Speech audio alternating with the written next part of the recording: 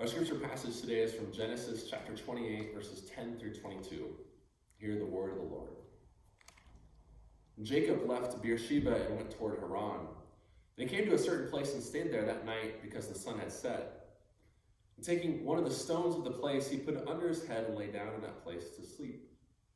And he dreamed, and behold, there was a ladder set up on the earth, and the top of it reached to heaven. Behold, the angels of God were ascending and descending upon it. And behold, the Lord stood above it and said, I am the Lord, the God of Abraham your father, and the God of Isaac. The land on which you lie I will give to you and to your offspring.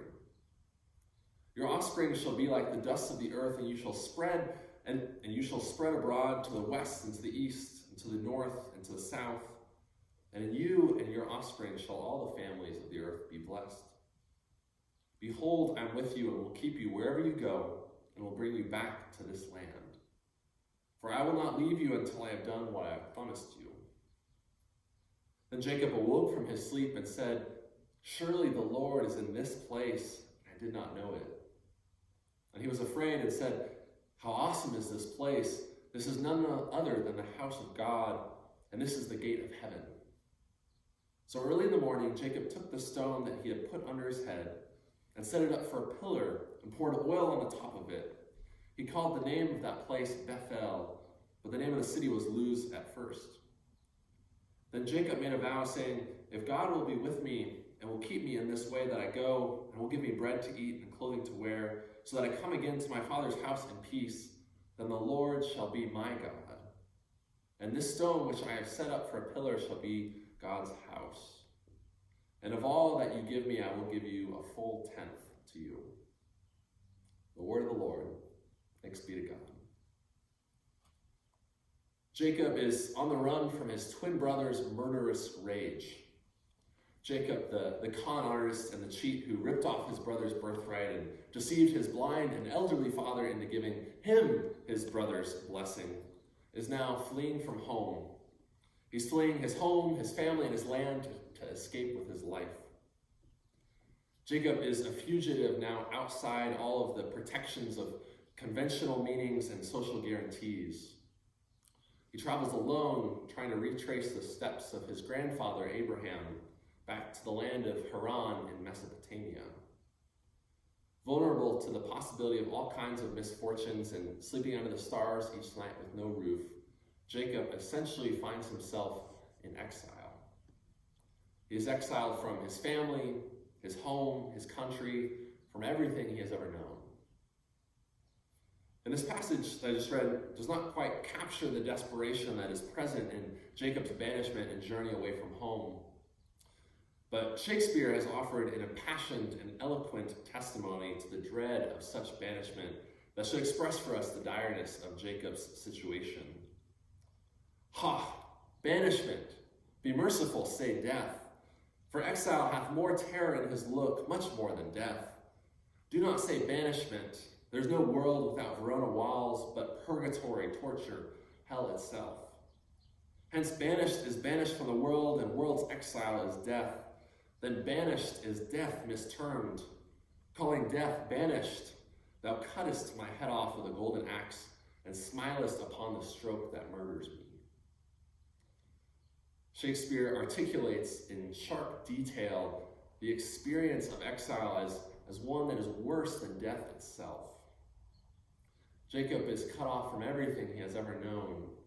All the places, the people, and routines that carry great meaning for him now are just a memory. He finds himself in a place in between places, no longer at home, but not yet at his destination.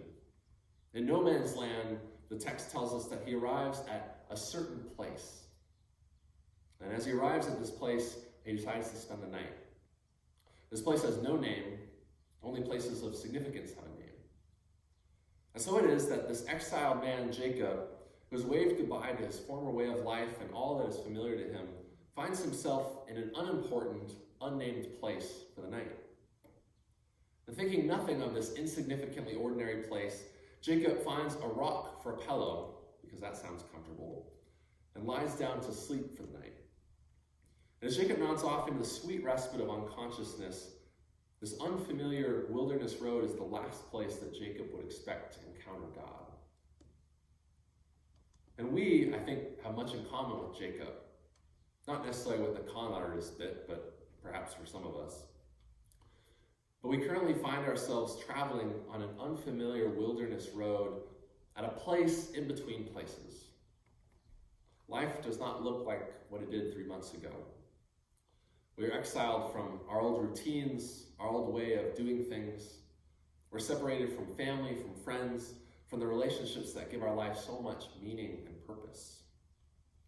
Like Frodo and Samwise Gamgee in Tolkien's Lord of the Rings, we find ourselves cast from the Shire without warning, without preparation.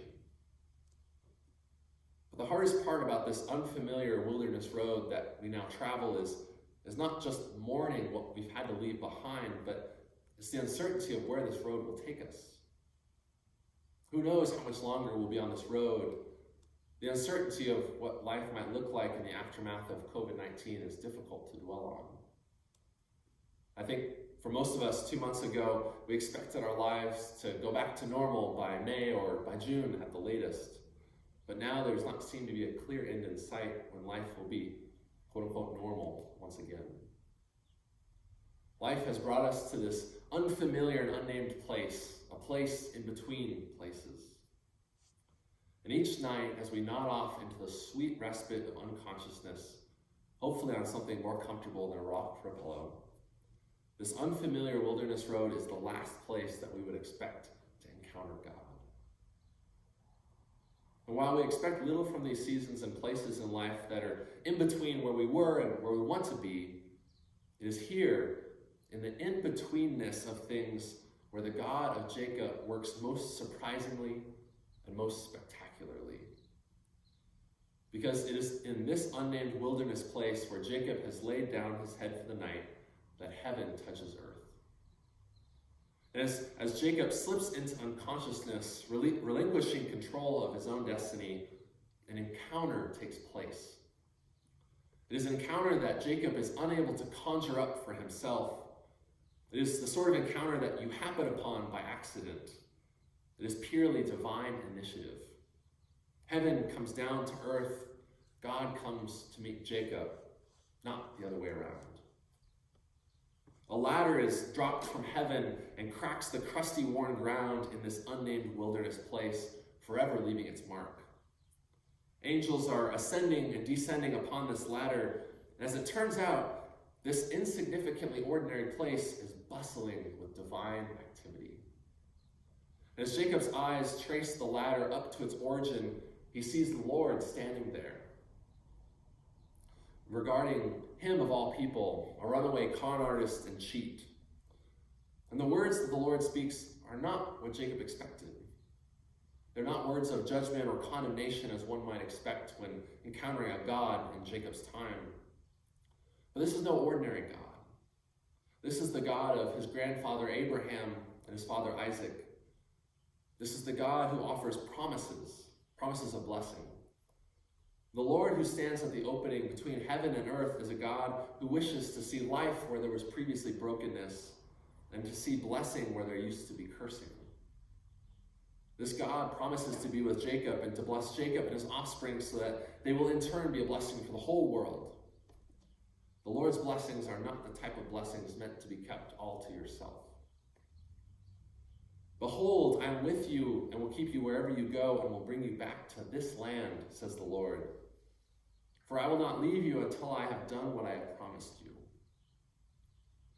As quickly as Jacob's glimpse into the heavenly reality came, it was gone. He wakes up and realizes that this unnamed, insignificantly ordinary place is actually not so ordinary. Surely the Lord is in this place, and I did not know it. And on this patch of land that in reality looks no different from the other patches of land surrounding it, Jacob builds an altar to dedicate this place to the Lord. How awesome is this place? This is none other than the house of God, and this is the gate of heaven. Jacob names this unnamed place Bethel, meaning house of God. Jacob meets God in an unexpected place. The ordinary ground he found himself on could no longer be considered ordinary. God was in that place, just as God is in every place. As Jacob came to realize, God does not categorize things and places in the same way that we'd like to. We label places as ordinary or extraordinary, holy or unholy, sacred or secular. We label people as righteous or unrighteous, good or evil. But God knows no such categories. The whole earth is God's temple, and each ordinary patch of land is as teeming with divine activity as the next one.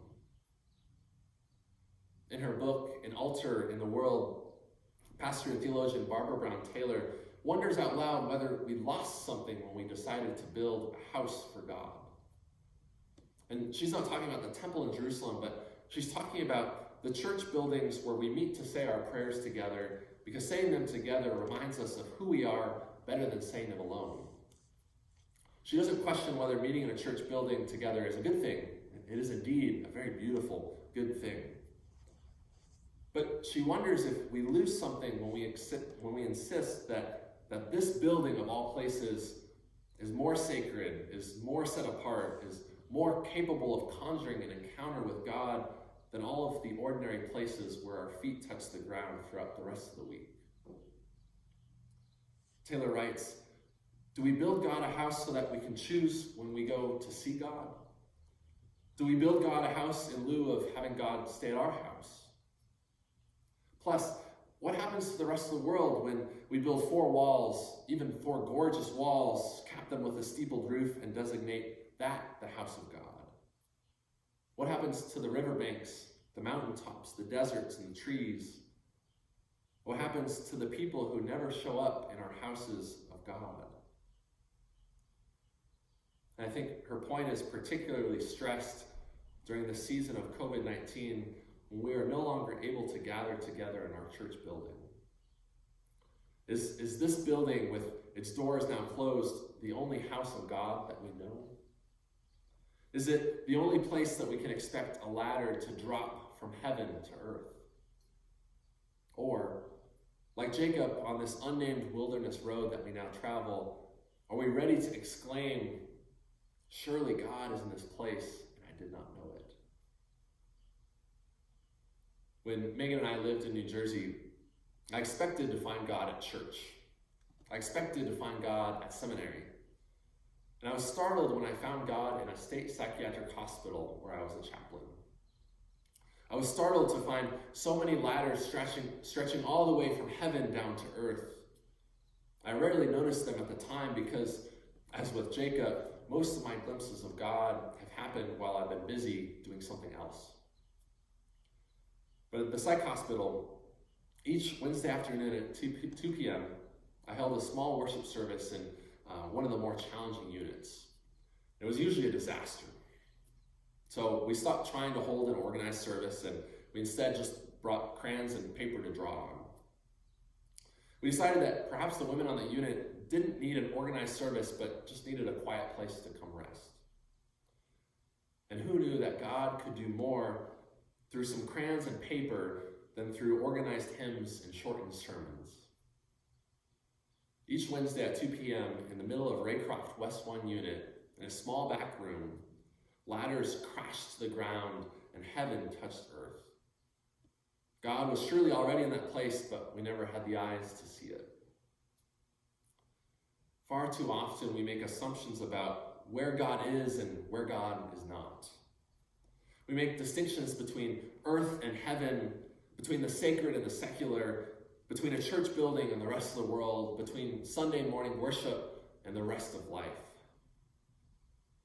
Jacob's story reminds us that God does not recognize the distinctions that we make between the two. Jacob does absolutely nothing to conjure up an encounter with God, but he simply wakes up and finds that the ordinary ground he is sleeping on is actually teeming with divine activity.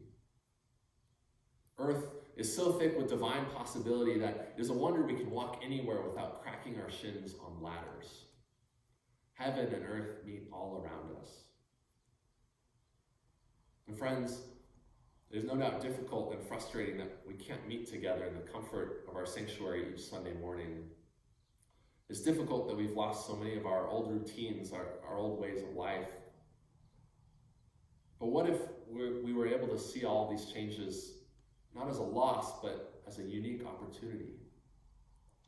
What if we have been so blinded by our insistence to just get back to normal that we have missed God in this space, in this season of life?